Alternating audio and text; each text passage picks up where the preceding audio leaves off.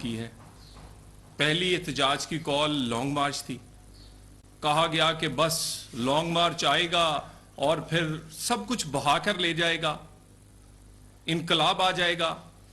اور اس کے بعد لانگ مارچ والے دن پھر روتے ہوئے نظر آئے. پولیس تنگ کرتی ہے, آنسو گیس پھینکتی ہے, لاٹھی چارج کرتی ہے. اور اس دن پورے پنجاب میں سے 700 لوگ بھی نہیں نکلے. یہ آن ریکارڈ اور آپ کے کیمروں کے سامنے یہ سب کچھ دیکھا گیا. چلیں اس دن تو آپ نے کہا بڑی سختی تھی, پولیس نے بڑی سختی کی. کل تو کوئی سختی نہیں تھی. کل تو کسی نے آپ کو نہیں روکا تھا. کل تو کوئی کسی جگہ کوئی آنسو گیس, کسی جگہ کوئی گرفتاری, کوئی پولیس ایکشن نظر نہیں آیا. جس سڑک پر آپ نے چاہا اسی سڑک پر آپ کو احتجاج کرنے دیا. جس چوک میں چاہا اسی چوک میں آپ کو سکرینیں لگانے کی اجازت دی گئی. لیکن پھر کیا ہوا؟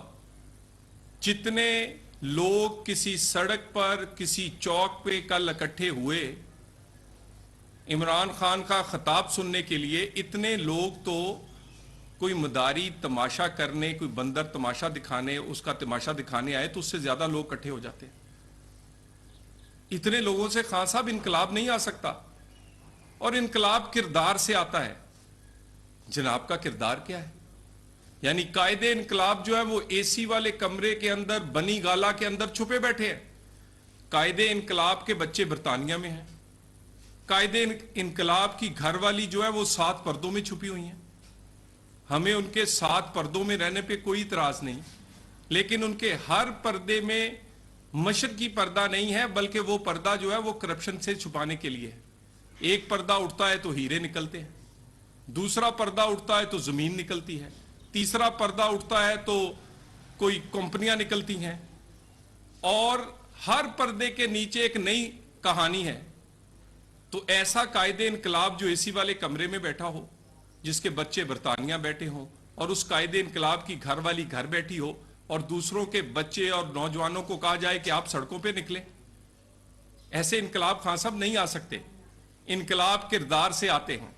اور آپ کا کردار جو ہے وہ آپ نے لوگوں کو تو یہ بتایا تھا کہ آپ ایک مدینہ کے ریاست کے ولی ہیں, اور مدینہ کی ریاست میں تو حضرت عمر فاروق رضی اللہ تعالیٰ عنہ سے کوئی بدو سوال کرے تو اس کے سوال کا جواب دینے کے وہ پابند تھے.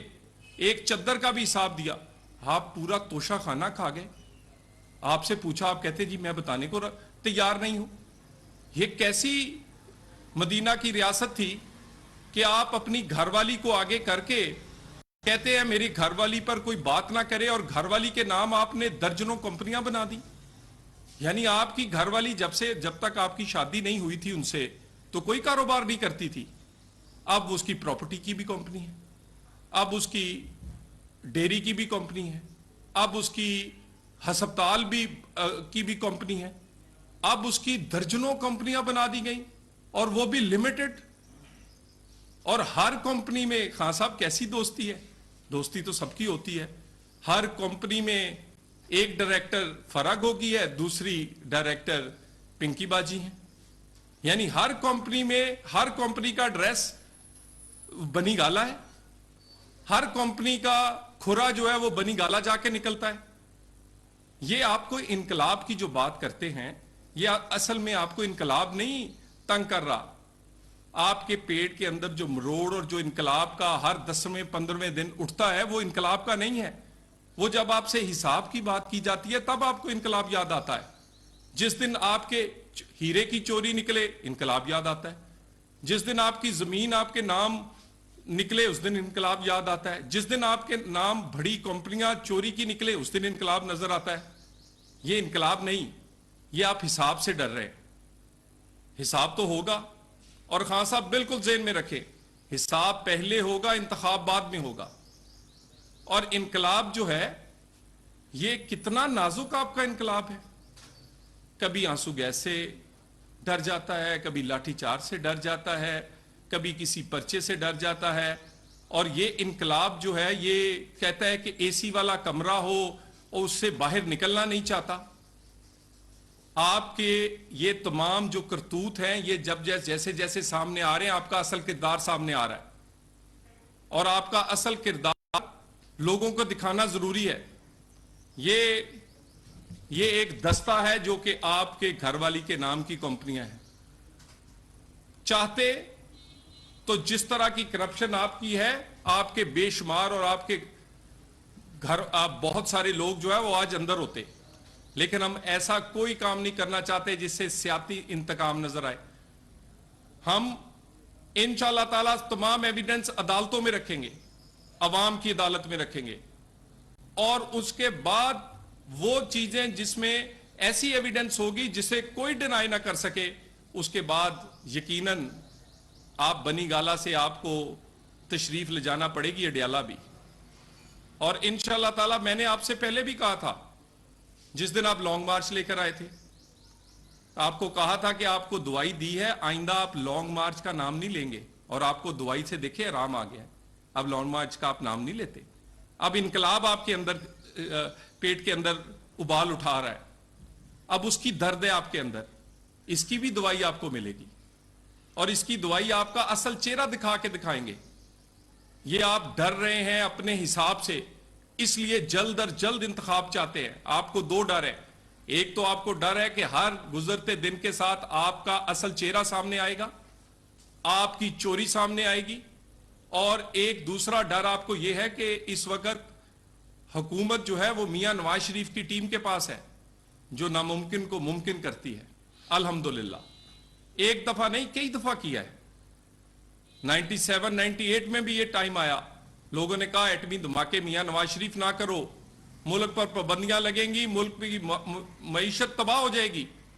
ملک کی معیشت بھی چلی، پاکستان ایٹمی پاکستان بھی بنا۔ یہ پھر وقت آیا جب 2013 میں ہمیں حکومت ملی، ایک طرف دہشت گردی عروج پر تھی اور دوسری طرف لوڈ شیڈنگ 16 گھنٹے کی تھی۔ لوگوں نے میاں نواز شریف سے کہا یہ آپ سے 5 سال میں نہیں ہوگا۔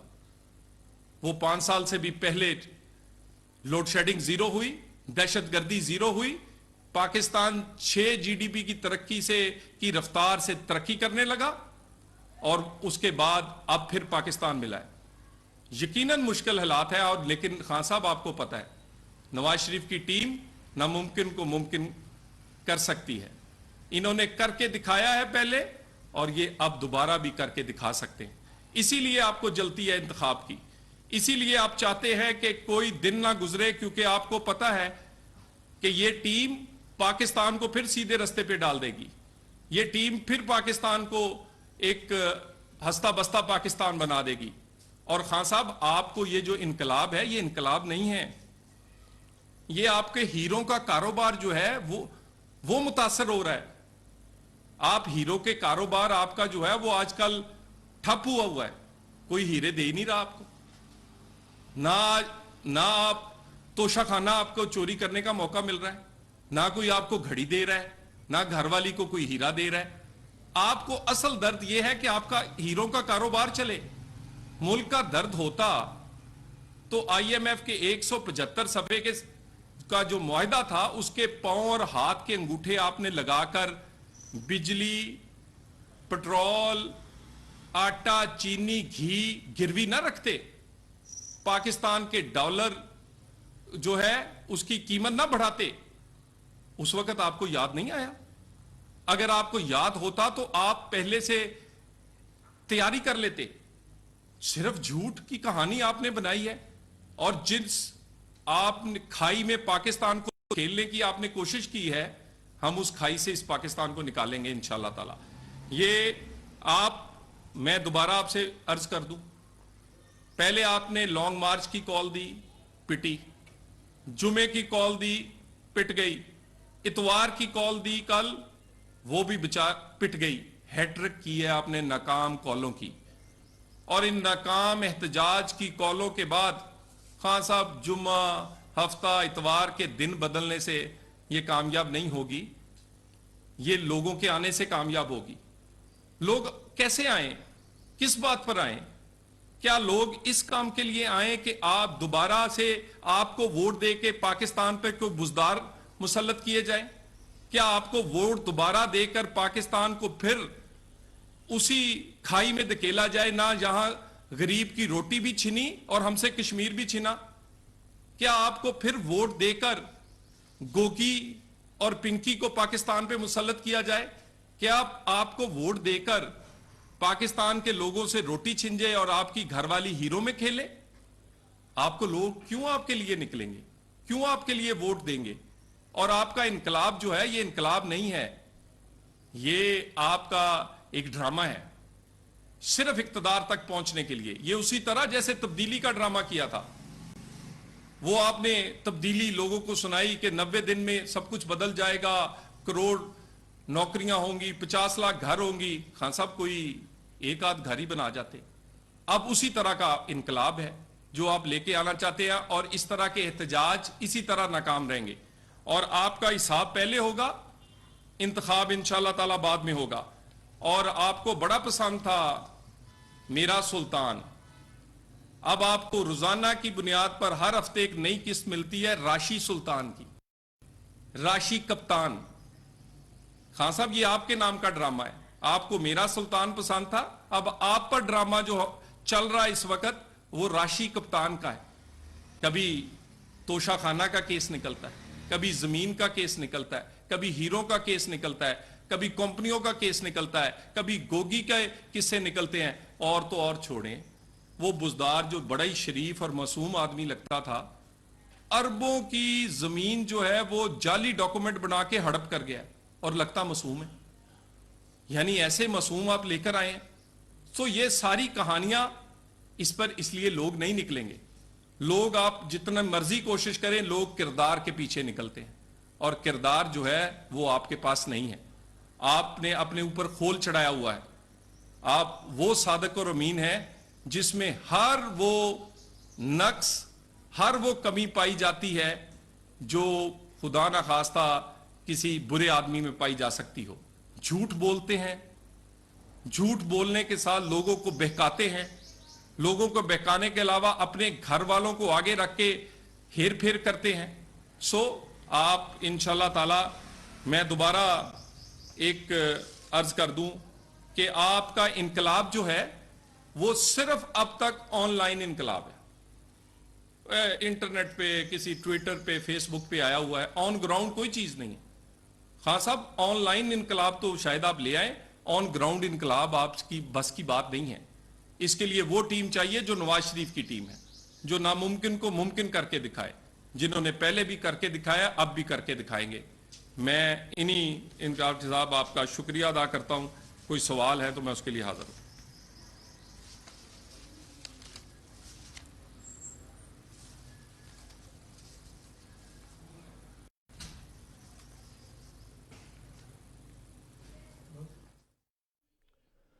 मुस्लिम लीग नून के सीनियर रहनुमा तलाल चौधरी मीडिया से गुफ्तगू कर रहे हैं। उनका कहना है कि इमरान खान का एहतजाज